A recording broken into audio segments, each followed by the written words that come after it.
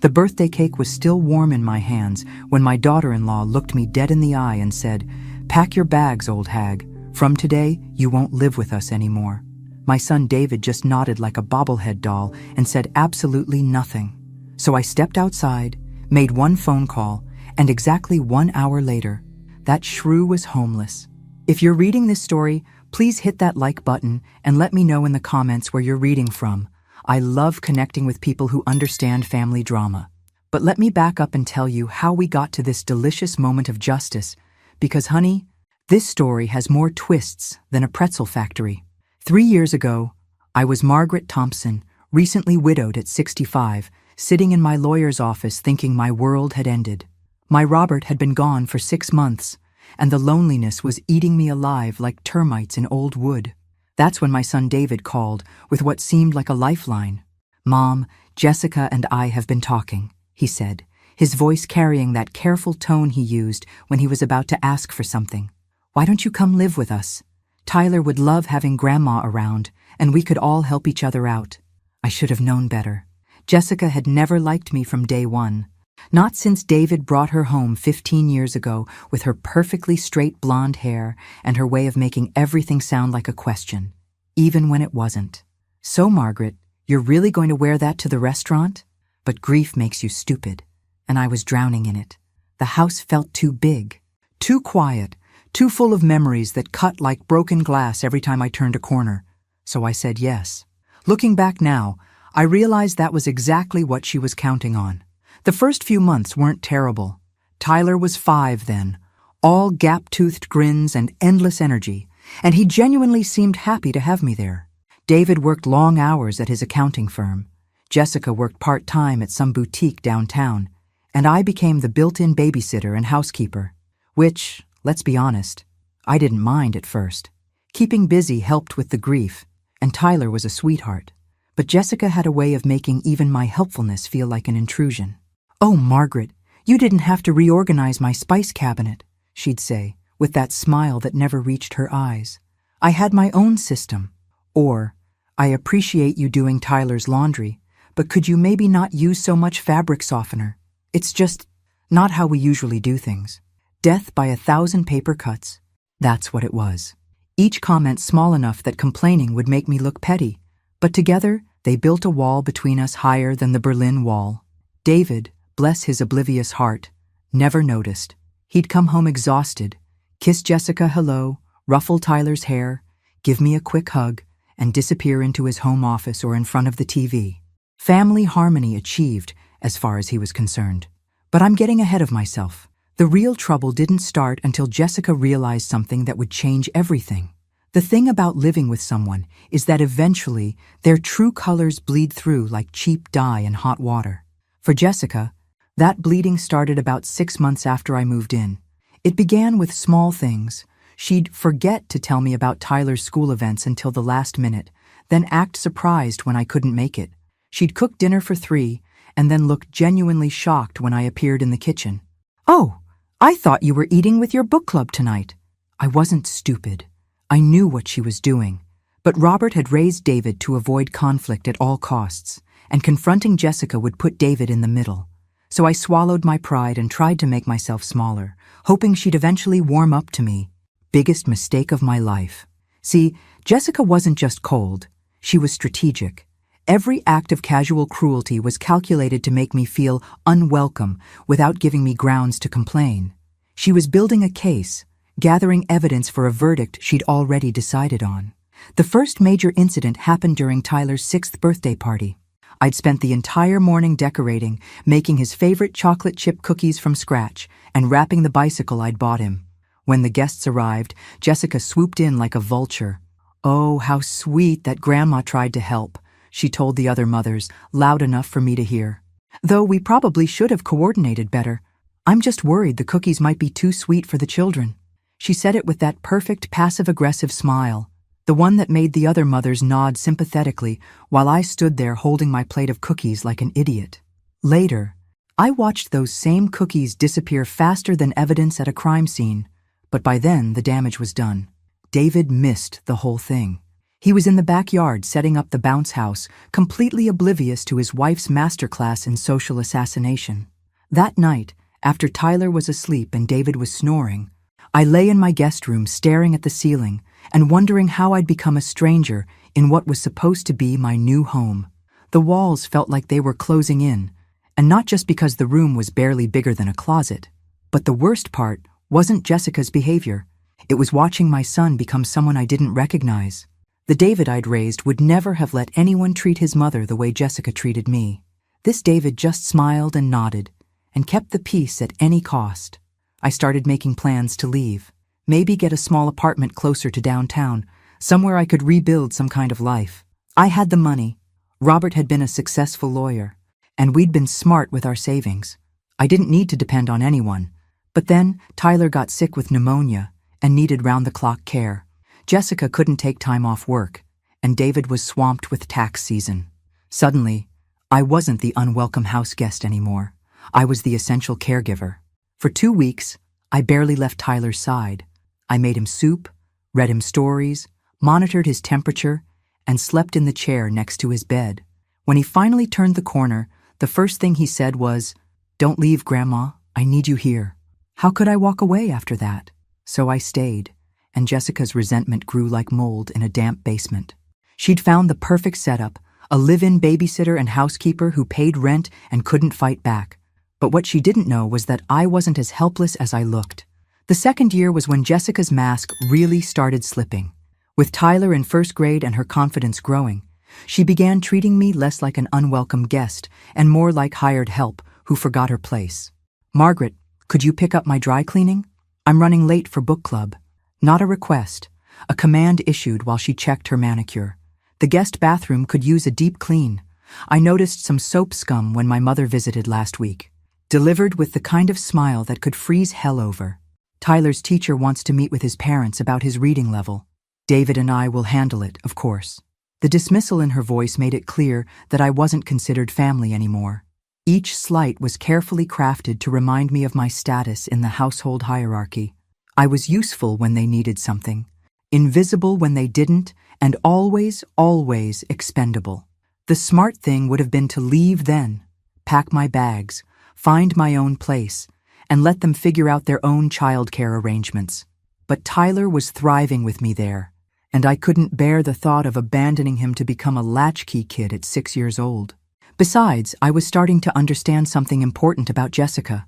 For all her calculated cruelty, she had one massive blind spot.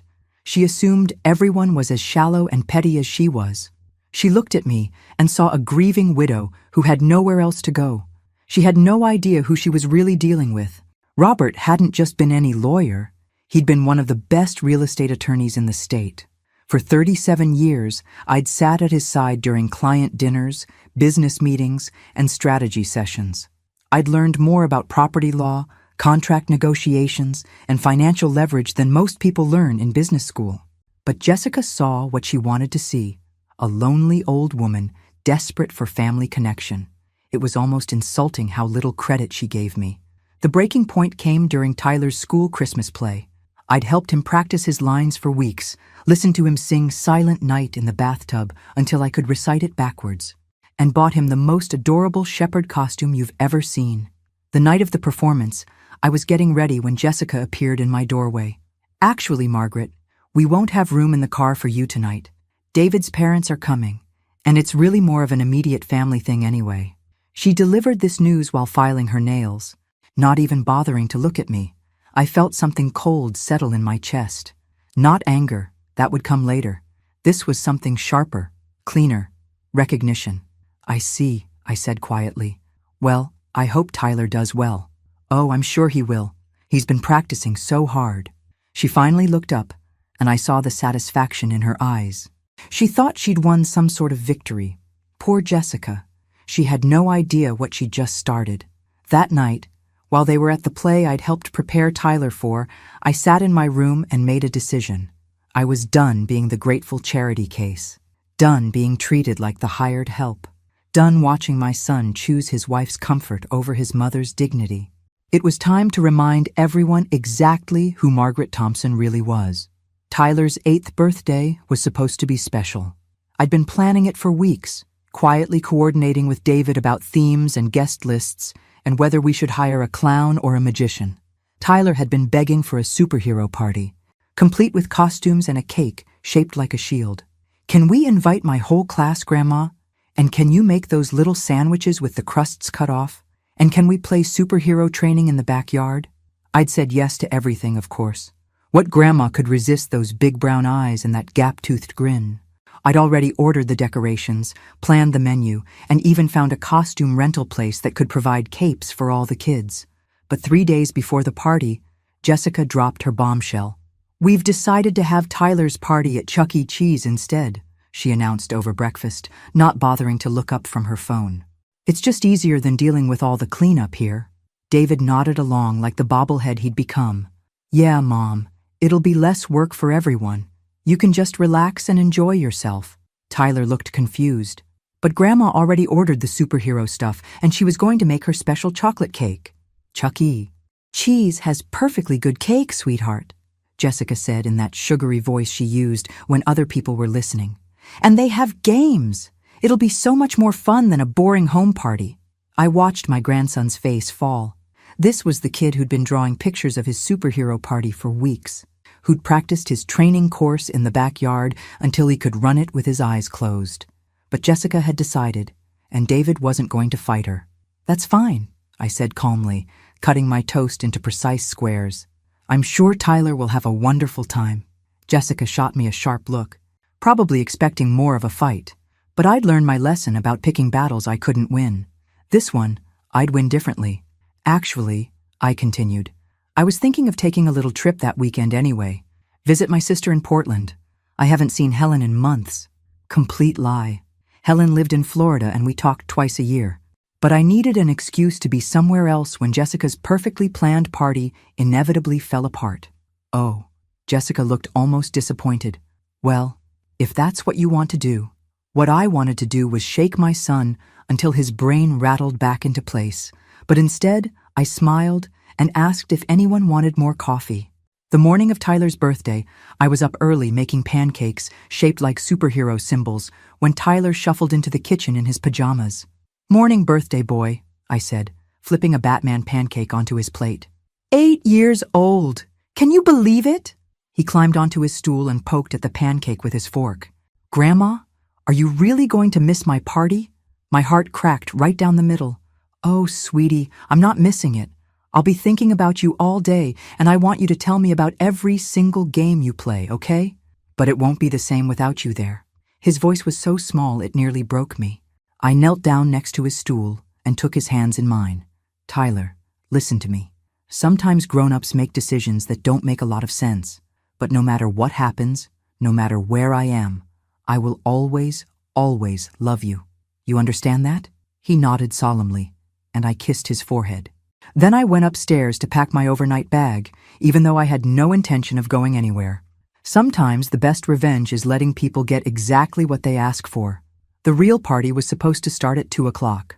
By noon, I was packed and ready for my fictional trip to Portland, complete with suitcase by the door and printed MapQuest directions on the kitchen counter.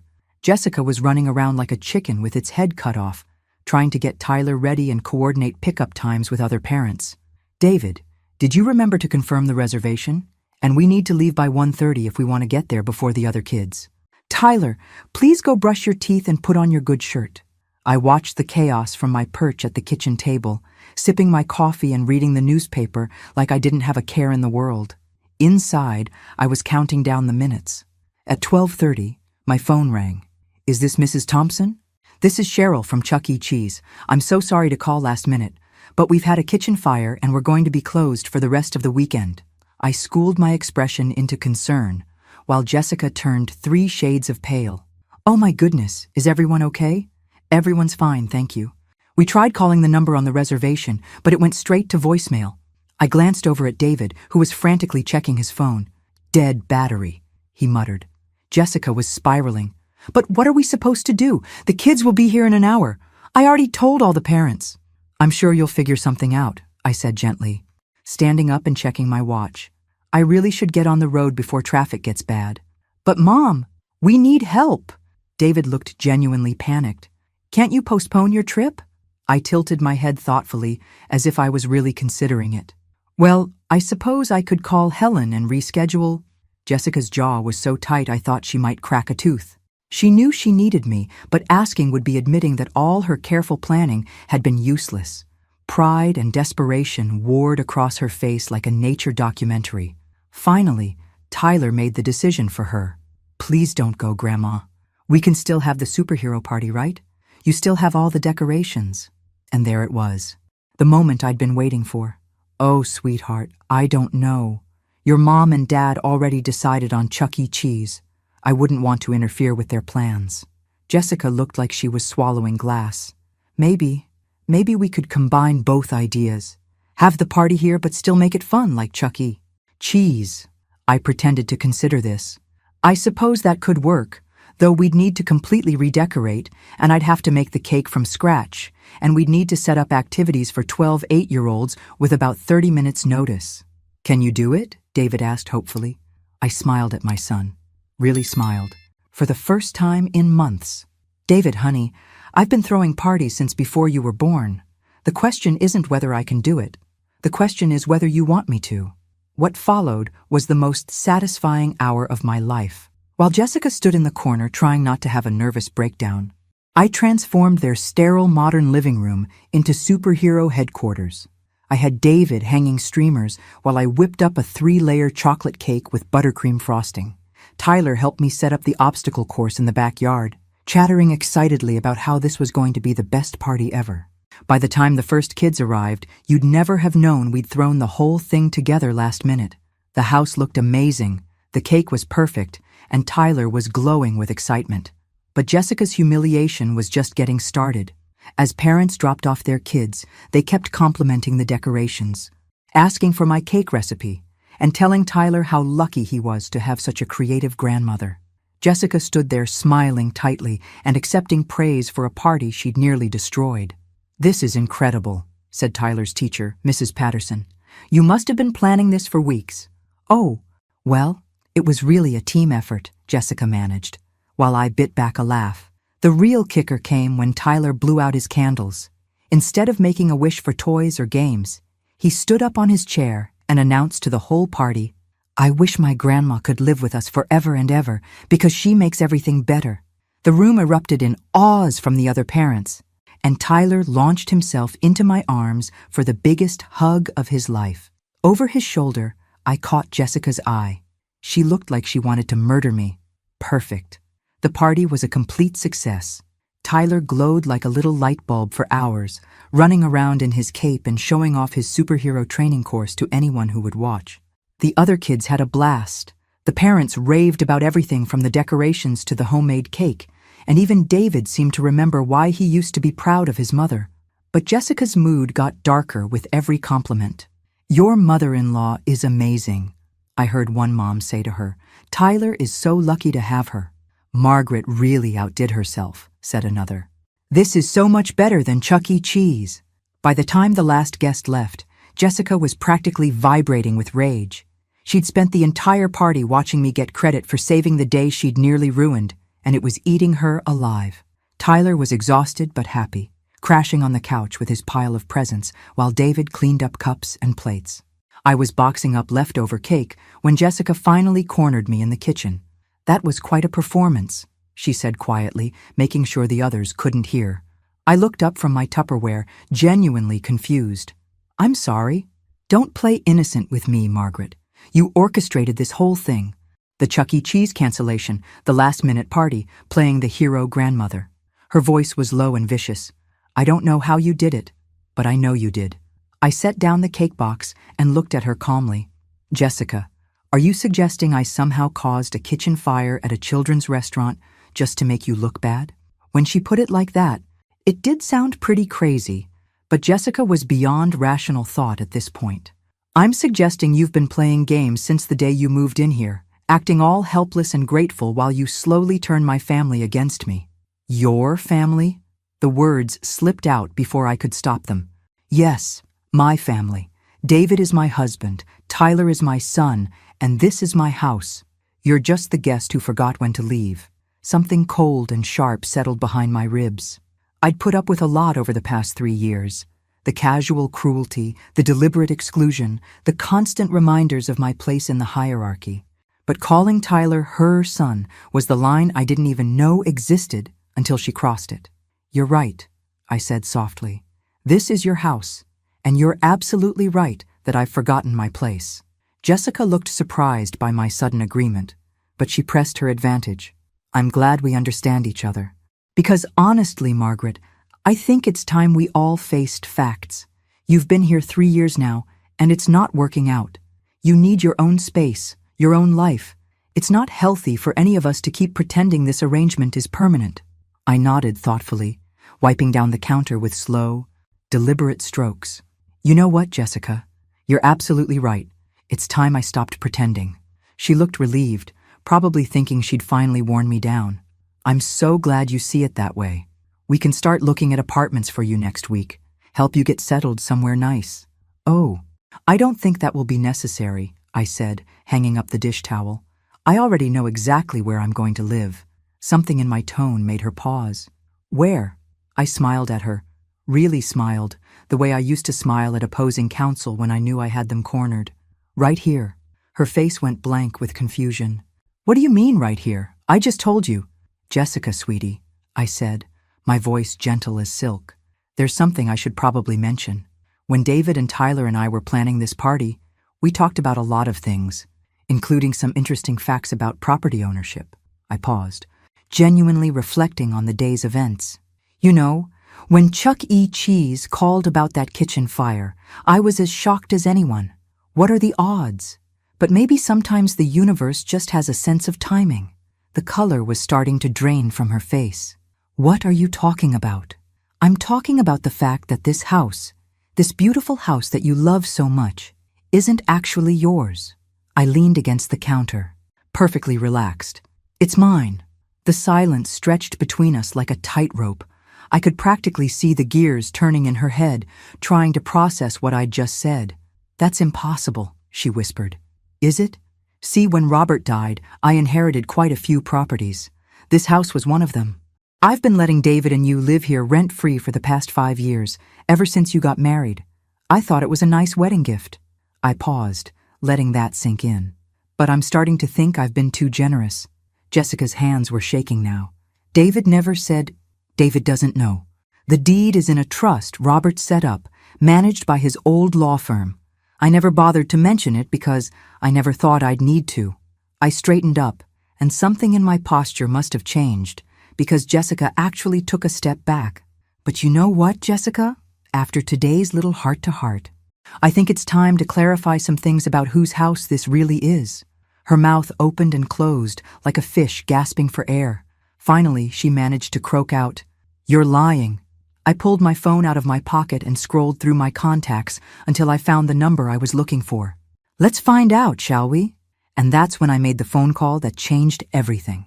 The phone rang twice before Robert's old law partner picked up. "Mitchell, Harrison and Associates, this is James Mitchell."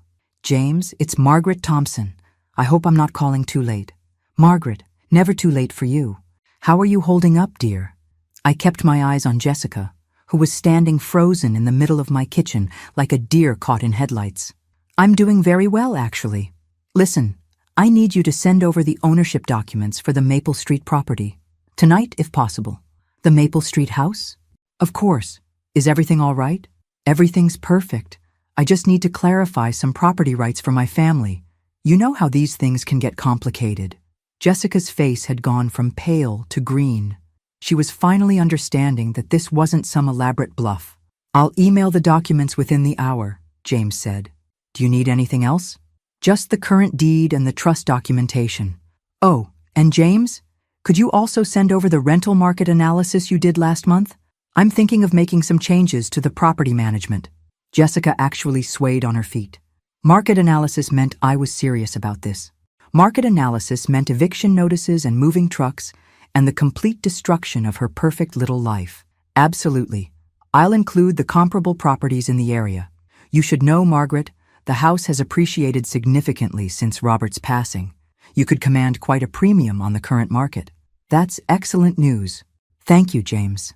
I hung up and slipped my phone back into my pocket, never taking my eyes off Jessica.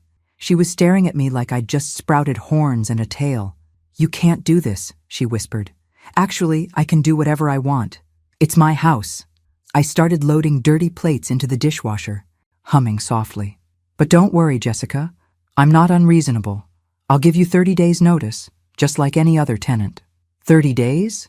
But we have nowhere to go. David's job, Tyler's school. Probably should have thought of that before you decided to kick me out of my own home. I paused, holding a plate up to check for spots. "What was it you said earlier? Pack your bags, old hag." Such lovely language for a lady. David chose that moment to walk into the kitchen, Tyler trailing behind him with chocolate cake smeared on his chin. "Mom, thanks again for saving the day.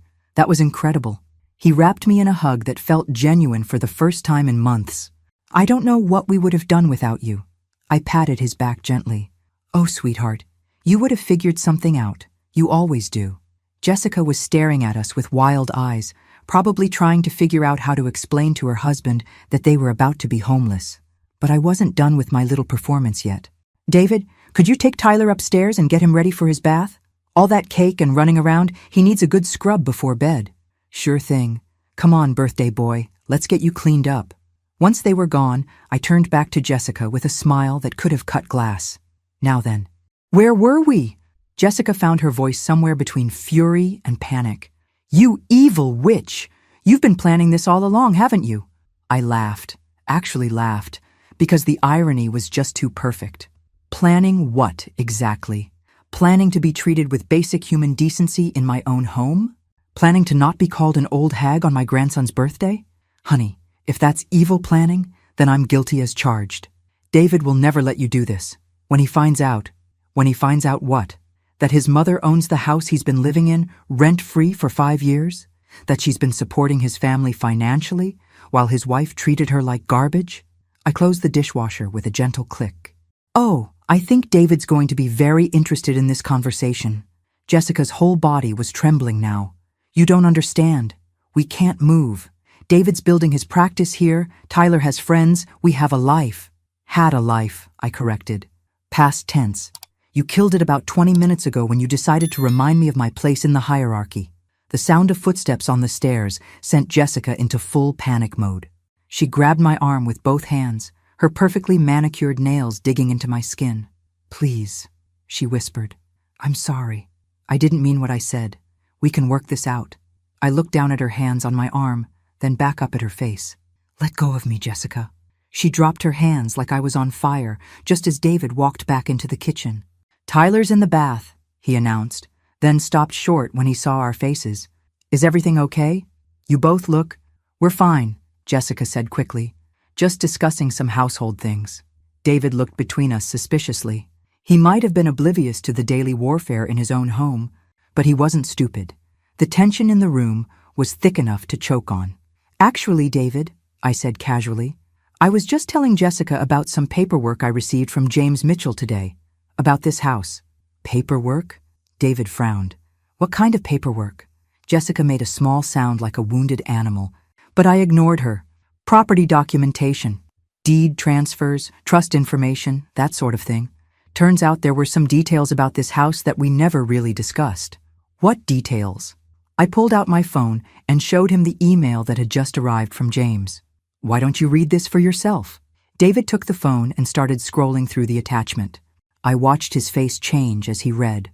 Confusion, then surprise, then something that might have been embarrassment. "Mom," he said slowly, "this says you own this house." "I do." "But how is that possible? We bought this house when Jessica and I got married." I tilted my head. "Did you? Do you have a mortgage? Did you sign closing papers?" David's mouth opened and closed several times. Well, the down payment came from you, but I thought, Jessica always handled all the financial paperwork, the insurance documents, everything. She said it was easier for her to manage since she worked part-time." He turned to look at his wife, who had backed herself against the refrigerator like she was trying to disappear into it. "Jessica, what's going on here?" She opened her mouth, but no sound came out. What could she say? That she'd known all along they were living in my house? That she'd been treating the homeowner like an unwelcome guest for 3 years? That she'd just tried to evict me from my own property? The truth is, David, I said gently, when you two got engaged, your father and I wanted to help you start your marriage on solid ground. So we bought this house as a wedding gift. The deed went into the trust to simplify the tax implications. A wedding gift, David repeated slowly. We figured you'd never accept it if we just handed you the keys, so we let you think you were buying it yourselves. We covered the down payment, the closing costs, everything. Your mortgage payments have just been going into a savings account for Tyler's college fund. David sank into one of the kitchen chairs like someone had cut his strings. My God! All this time you've been living in your mother's house, I finished. Which brings us to tonight's conversation. His head snapped up. What conversation? I smiled at my son with all the love I'd been holding back for 3 years. The one where Jessica told me to pack my bags and get out. On your son's birthday, in my own home. The silence that followed was so complete I could hear the dishwasher cycling through its rinse phase. David looked at his wife with an expression I'd never seen before, like he was seeing her for the first time and didn't like what he was looking at. Jessica, he said quietly, please tell me you didn't actually say that. And that's when Jessica made the biggest mistake of her life. Instead of apologizing, instead of showing even a hint of remorse, Jessica went on the attack. Don't you dare sit there and judge me, David. I've been dealing with your mother undermining me for 3 years. She waltzed in here and took over everything. My kitchen, my household, my son. Your son? David's voice was dangerously quiet. You know what I mean. She acts like Tyler is more hers than mine. She's always swooping in to save the day, making me look incompetent in my own home. Her own home, David corrected. I didn't know that, Jessica screamed. How was I supposed to know she was keeping secrets about who owns what? I watched this meltdown with fascination. Jessica was doing something I'd learned never to do in Robert's courtroom. She was digging herself deeper instead of cutting her losses. And another thing, she continued, pointing an accusatory finger at me. She's been playing games this whole time. The Chuck E. Cheese cancellation, the last-minute party, making herself look like the hero while I look like an idiot. David turned to me with raised eyebrows. Did you somehow cancel the Chuck E. Cheese reservation? Of course not, I said truthfully. I'm not a magician, David. Sometimes restaurants just have kitchen fires. Jessica laughed bitterly. Oh, how convenient. Everything always works out perfectly for St. Margaret. You're right, I agreed.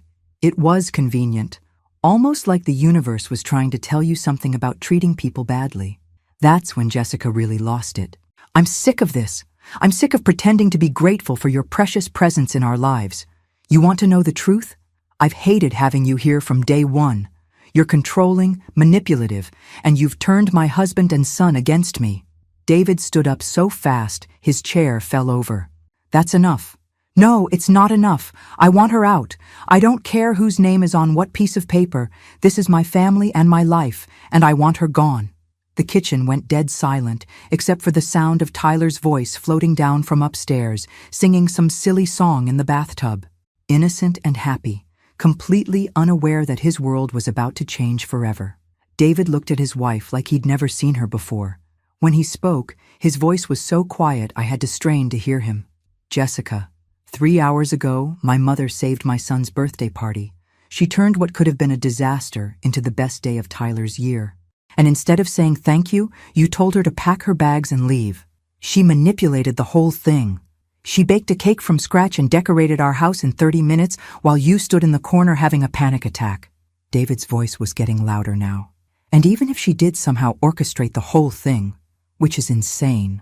By the way, she did it to make our son happy. Jessica's face was red and blotchy with rage. Your son. He's always your son when it's convenient, isn't he? Just like this is suddenly your mother's house when she wants to throw her weight around. This has always been my mother's house. We just didn't know it. David ran his hands through his hair. God, Jessica, how did I not see this? The way you talk to her, the way you treat her like she's some kind of burden. She is a burden. An old woman who can't let go and move on with her life. That was the moment David's patience finally snapped. Get out. Jessica blinked. What? I said get out. Right now, before I say something I can't take back. You can't be serious. This is my home. No, David said firmly. It's not. It never was. And after what you just said about my mother, after the way you've been treating her, he shook his head. I need you to leave, tonight. Jessica turned to me with desperate eyes. Margaret, please, tell him this is all a misunderstanding. You know I didn't mean it. I looked at this woman who had made my life miserable for 3 years, who had tried to exile me from my own home, who had just called me a manipulative burden in front of my son. And I smiled.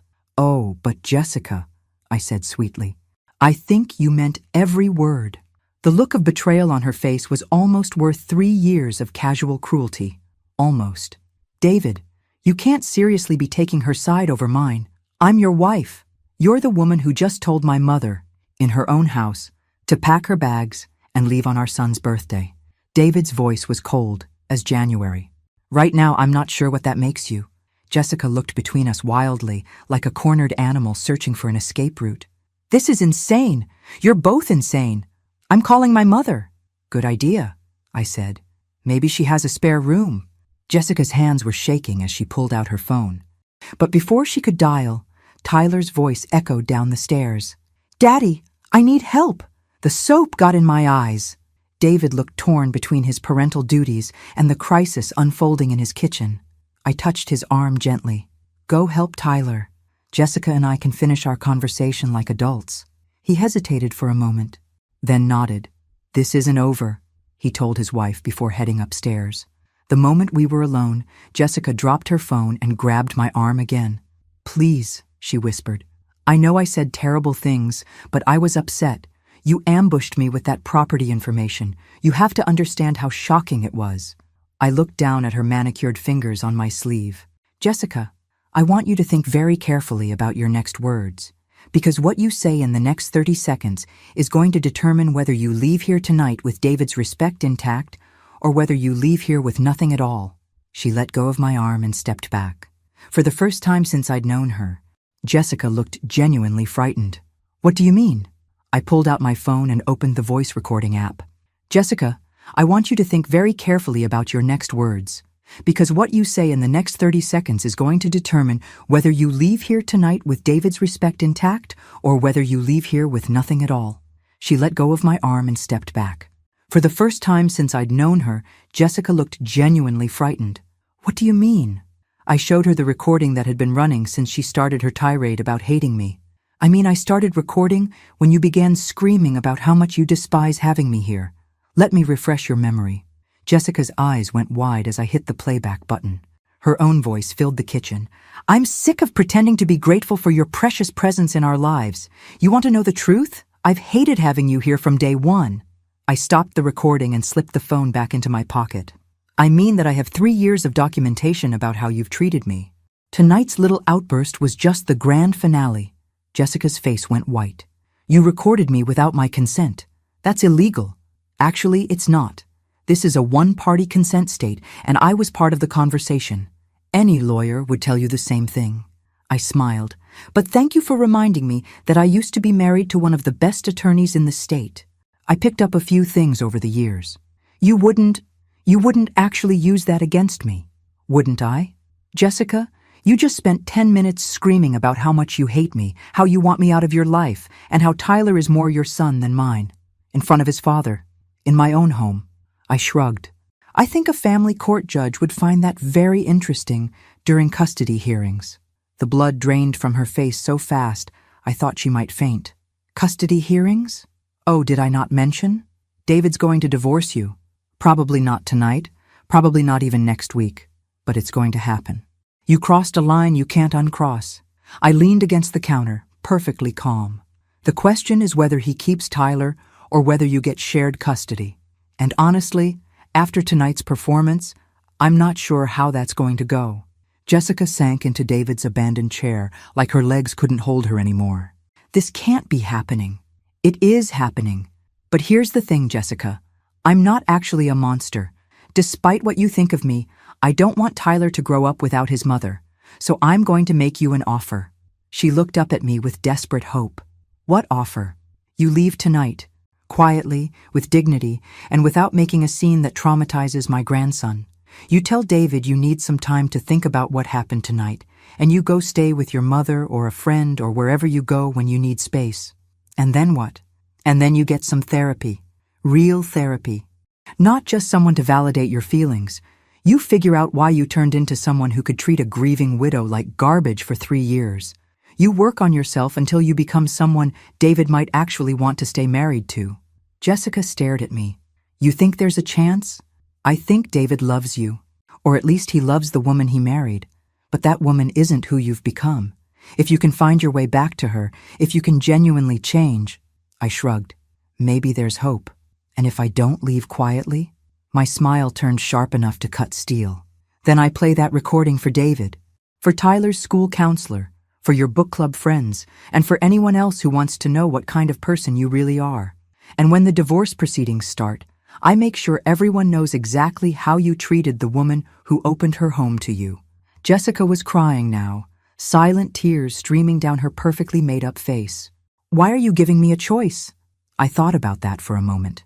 Because Tyler deserves better than a bitter custody battle. Because David deserves a chance to heal. And because I paused, surprised by my own honesty. Because despite everything you've done to me, I still believe people can change. Even you. Footsteps on the stairs warned us that David was coming back. Jessica wiped her face quickly and stood up. I need to pack some things, she said quietly. That's probably a good idea. She started toward the doorway, then stopped and turned back to me. Margaret, I really am sorry. Really am. About tonight, about everything. I studied her face, looking for the lie, but for the first time in 3 years, Jessica looked genuinely remorseful. I know you are, I said softly. The question is whether you're sorry enough to actually change. She nodded and headed upstairs, passing David on his way down. He looked between the empty kitchen and the sound of Jessica's footsteps above us. Where's she going? I handed him a cup of coffee and settled into my chair. She's packing a bag. I think she needs some time to think about what happened tonight. David sat down across from me, looking older than his 36 years. Mom, I'm so sorry. I had no idea she felt that way about you. I should have seen it, should have said something. Oh, sweetheart, I said, reaching across the table to squeeze his hand. You can't protect everyone from everything. Sometimes people have to reveal who they really are before the healing can begin. We sat in comfortable silence for a while, listening to the sounds of Tyler's bedtime routine overhead. Finally, David looked up at me with eyes that reminded me so much of his father. What happens now? I smiled at my son, my dear, oblivious, well-meaning son, who was finally starting to see clearly. Now, I said, now we figure out how to be a family again. 6 months later, I was in my garden planting roses when Tyler came running around the corner of the house, his school backpack bouncing on his shoulders. Grandma, guess what happened at school today? I set down my trowel and brushed the dirt off my hands. What happened, sweetheart? Mrs. Patterson says I'm reading at a 5th grade level. And Marcus invited me to his birthday party next weekend, and he paused for breath. And Mom called Dad during lunch. My hands stilled on the gardening gloves I was pulling off. Oh? And how did that go? Tyler's face scrunched up thoughtfully. Dad looked happy when he hung up, but also kind of sad. Is that weird? Not weird at all, baby. Sometimes grown-ups have complicated feelings about things. Jessica had been gone for 6 months now, living with her sister in Denver and attending therapy twice a week. She called Tyler every few days and had visited twice, staying in a hotel downtown and taking him for carefully supervised day trips. David had filed for separation, but not divorce. Not yet. They were all taking things one day at a time. Is Mom coming to my soccer game on Saturday? Tyler asked, plopping down in the grass next to my flower bed. I don't know, sweetheart. You'll have to ask your dad when he gets home. The truth was, Jessica had been asking to come to more and more of Tyler's activities. Her therapist had apparently told her that rebuilding trust meant showing up consistently for the small things, not just the big gestures. It was progress, I supposed, though I wasn't entirely convinced it would last. But Tyler was happier than I'd seen him in years. Without the constant tension between his parents, he'd blossomed like a flower, finally getting enough sunlight. His grades were better, he'd made new friends, and he'd started calling this house home instead of Mom and Dad's house. David was a different story. He was a good father, working hard to give Tyler stability and normalcy, but I could see the loneliness eating at him. Some nights I'd find him sitting in the living room after Tyler went to bed, just staring at his wedding ring like it held answers to questions he didn't know how to ask. "Grandma?" Tyler's voice pulled me back to the present. "Are you sad that Mom doesn't live here anymore?" I considered the question carefully. Was I sad? Jessica's absence had brought peace to our household, but it had also brought David's heartbreak and Tyler's confusion. The victory I'd thought I wanted felt more complicated now. "I'm sad that our family got broken," I said finally. "But sometimes things have to break before they can heal properly." Tyler nodded solemnly. "Like when I broke my arm and the doctor had to re-break it to set the bone right?" "Exactly like that. Do you think our family will heal right?" I looked at this serious little boy who'd been through more upheaval in 6 months than most kids faced in years, and I felt my heart squeeze tight. "I think our family is going to be exactly what it's supposed to be," I said. "It might not look the same as it did before, but that doesn't mean it won't be beautiful." The sound of David's car in the driveway sent Tyler scrambling to his feet.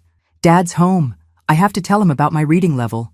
He raced toward the front of the house, leaving me alone with my roses and my thoughts. The irony wasn't lost on me. I'd spent 3 years feeling like an outsider in my own home, and now that it truly was my home again, I sometimes wondered if I'd won the right battle. My phone buzzed with a text message. James Mitchell, probably with some legal update about the property trust. But when I opened it, the message wasn't from James. It was from Jessica. "Margaret, I know I have no right to ask this, but could we talk? Not about David or custody or coming home. Just, could we talk? I think I owe you more than an apology." I stared at the message for a long time, listening to Tyler's excited chatter from the front yard and David's warm laughter in response. 6 months ago, I would have deleted the message without responding. 6 months ago, I was focused on winning. But sitting in my garden with dirt under my fingernails and the smell of roses in the air, I realized something important. I'd already won. I had my home, my son's respect, and my grandson's love. Jessica couldn't take any of that away from me anymore. What she was asking for now wasn't surrender or negotiation. It was grace. I typed back, "Saturday at 2 p.m., the coffee shop on Main Street." Her response came immediately. "Thank you." Tyler came bounding back around the corner, dragging David behind him. "Dad wants to see your roses," Tyler announced. "I told him they're the prettiest ones in the whole neighborhood." David smiled at me over Tyler's head. "I hear you've been working miracles out here." I looked around at my garden. Neat rows of vegetables, carefully tended flower beds, fruit trees that were finally starting to produce. It had taken months of patient work, pulling weeds and enriching soil and learning which plants thrived in which conditions. "Not miracles," I said. "Just time and attention and the willingness to start over when something isn't working." David's eyes met mine with understanding. He knew I wasn't just talking about gardening. "Maybe you could teach me," he said.